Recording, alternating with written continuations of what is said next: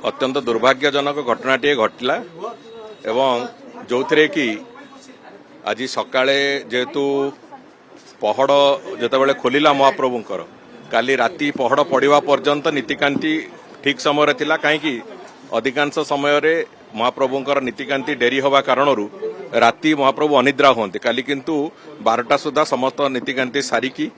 पहड़ भी पड़ा एवं सकाळे पहड़ खोला हैला बेलू दर्शन करने को भक्त मानक भितरे जो थिला उत्कंठा से दृष्टि अनेक लोक सेठी तले पारिकी बसीथिले एवं पछपटु जेतेबेले भक्त माने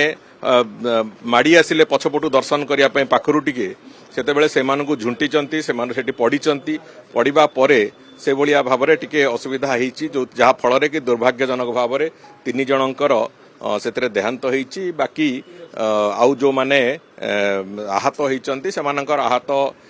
सामान्य अच्छी से सुस्थता भितर अच्छी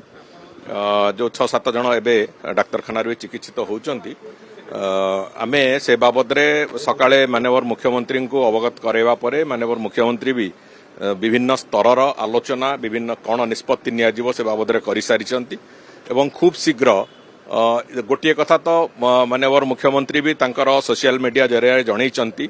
जे ए जो घटनाटी घटी से जो माने भी दोषी बोली जना पड़िबो किंबा प्राइमा फेसी जहाँ आसीबो सेतिरे जो माने अवहेला करिसंती बोली जना पड़िबो तांको भितरे कठोर रु कठोर कार्यानुष्ठान नियाजिबो।